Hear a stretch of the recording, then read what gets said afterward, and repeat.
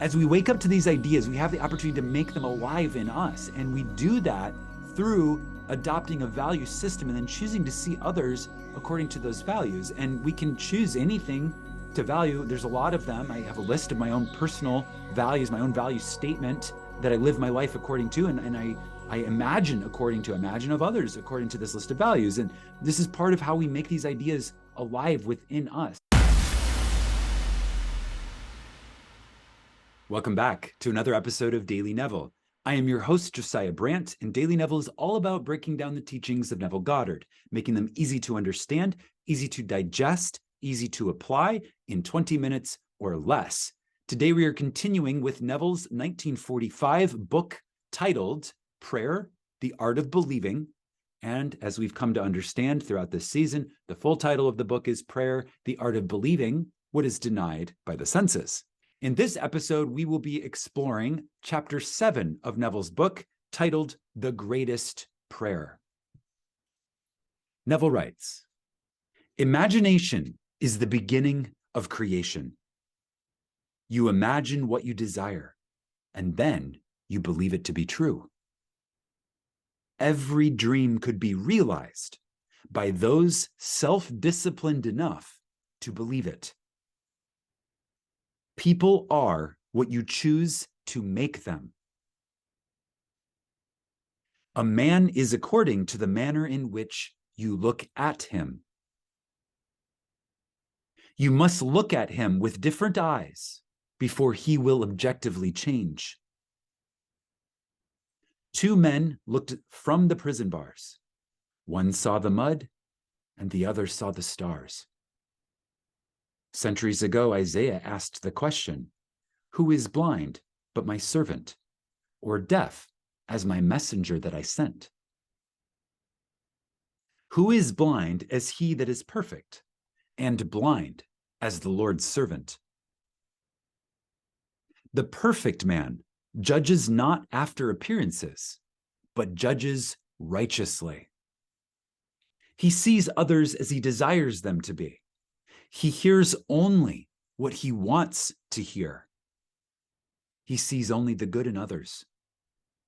In him there is no condemnation, for he transforms the world with his seeing and his hearing. Seeing and hearing are two tools to transform the world." So what is Neville saying here? He's saying that there is an ideal state of man expressing his divinity. And that ideal state, as we know, is called Jesus Christ. That is the name of the state. And in the state of Jesus, we always assume the best of others. We always choose to see the good in others. We always choose to see the God in others. We choose to understand that another is only ever occupying a state. And a state lasts forever, but a man or a woman does not stay in a state forever. Our occupying of the state is temporary, though the state itself is a part of infinity. The state lasts forever, but our occupancy of the state is temporary. And so we look out at the world and we see others, and if they're not embodying the state that we desire to see them embodying, we understand that the state can be temporary. And we can choose to see that other occupying a more beautiful state. And as we do this, we awaken the state of Jesus within us. This is being Christ-like, because this is how the template, Jesus Christ, showed us how to fully embody our divinity in the state of being human. It is to do this for others, to do this for all others. Neville says, the perfect man judges not after appearances.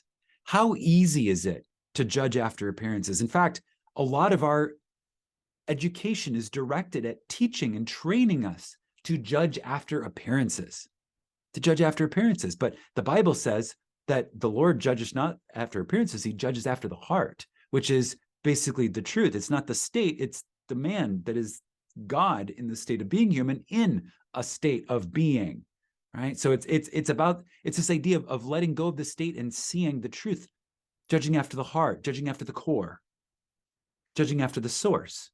That's judging righteously, to use Neville's words here. And judging righteously is to see others as he desires them to be, not for selfish ends, but for truth and for righteousness, for what is beautiful, what is lovely, what is of good rapport, what is of what venerates the ideals and the values that we highlight as being important for us.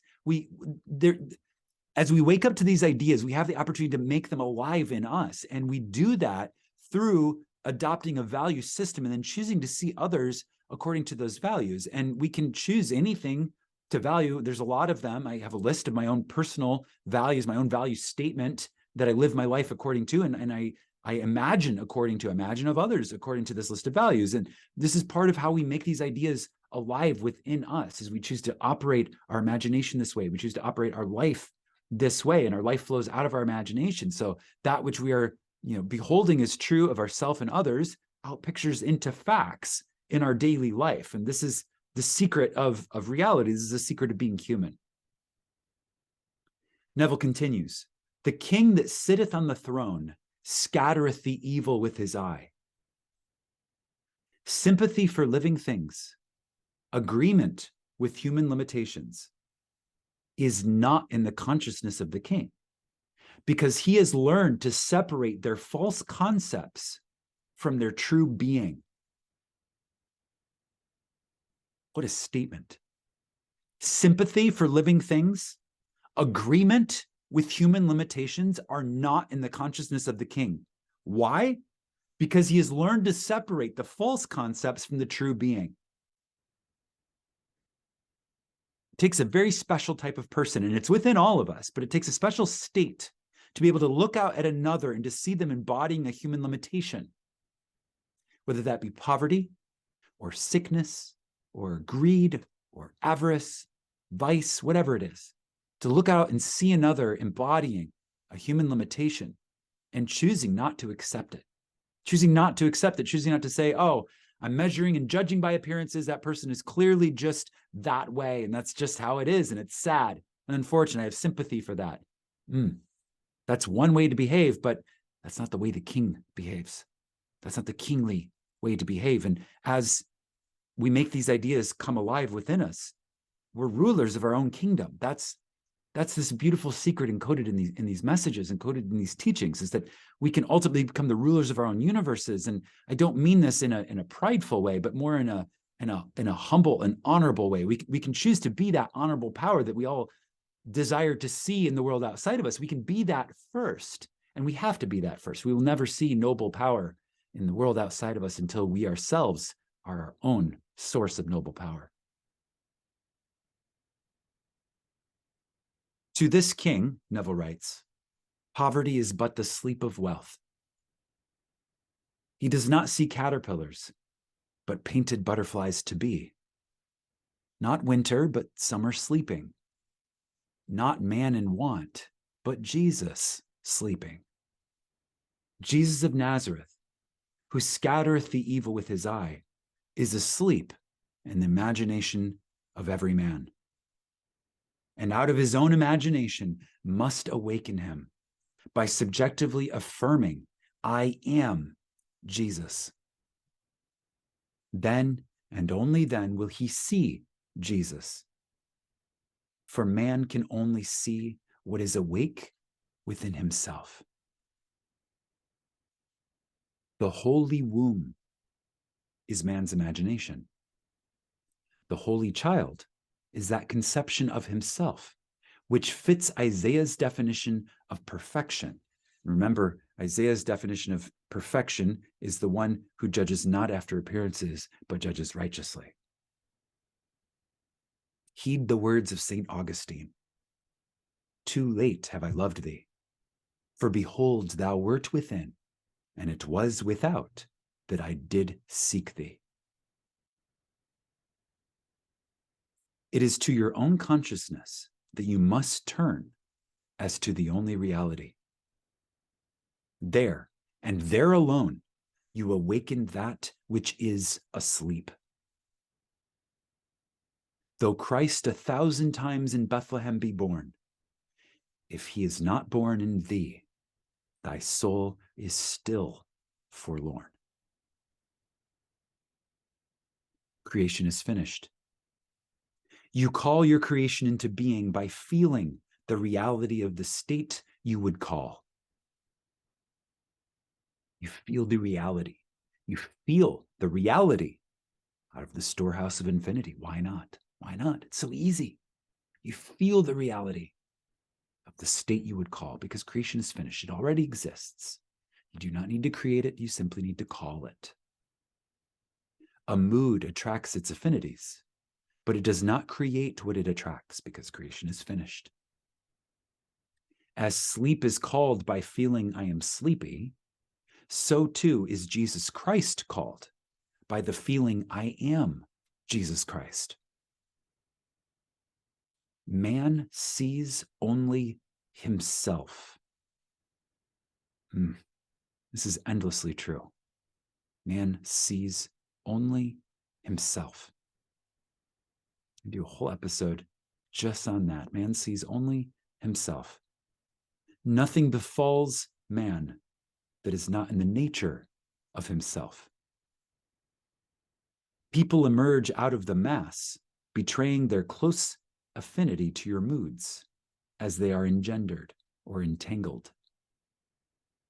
People emerge out of the mass because they are entangled with your moods, and that's how you call to yourself joyous people or not joyous people. It's all based on you. It's all based on the energy swirling around your being. You meet them seemingly by accident, but find that they are intimates of your mood. Because your moods continually externalize themselves, you could prophesy from your moods that you, without search, would soon meet certain characters and encounter certain conditions. Therefore, call the perfect one into being by feeling, by living in the feeling, I am Christ. For Christ is the one concept of self through which can be seen the unveiled realities of eternity. This chapter is titled The Greatest Prayer, and this here is the greatest prayer. For Christ is the one concept of self, because prayer is a concept of self. It's a way of being. Pray without ceasing. To pray is to embody one's ideal state. The ideal state, which contains all, is that of Christ. It's the one concept of self through which can be seen unveiled realities of eternity. Our behavior is influenced by our subconscious assumption, respecting our own social and intellectual rank and that of the one we are addressing. Our behavior is influenced by our own subconscious assumption. So we assume that we are and inhabit a social and intellectual rank, and we place others also in a social and intellectual rank, and then that subconscious level of assumption really oversees all of our interactions. It's like a recipe. Just following the recipe, and the ingredients that go into the dish are, after baking, that's what you eat. Proof is in the pudding. Let us seek for and evoke the greatest rank. And the noblest of all is that which disrobes man of his mortality and clothes him with uncurbed immortal glory. Such a beautiful sentence. I'm going to read it again. Let us seek for and evoke the greatest rank. And the noblest of all is that which disrobes man of his mortality and clothes him with uncurbed immortal glory. Let us assume the feeling, I am Christ, and our whole behavior will subtly and unconsciously change in accordance with that assumption. Because that's the greatest prayer of all. That's the ultimate state. Our subconscious assumptions continually externalize themselves, that others may consciously see us as we subconsciously see ourselves, and tell us by their actions what we have subconsciously assumed ourselves to be. Therefore, let us assume the feeling, I am Christ, until our conscious claim becomes our subconscious assumption that we, all with open face, beholding as in a glass the glory of the Lord, are changed into the same image from glory to glory. Let God awake and his enemies be destroyed. There is no greater prayer for man. That concludes this chapter of Prayer, the Art of Believing, a 1945 book by Neville Goddard. This is one of Neville's greatest books, one of his greatest writings, and an incredibly powerful teaching.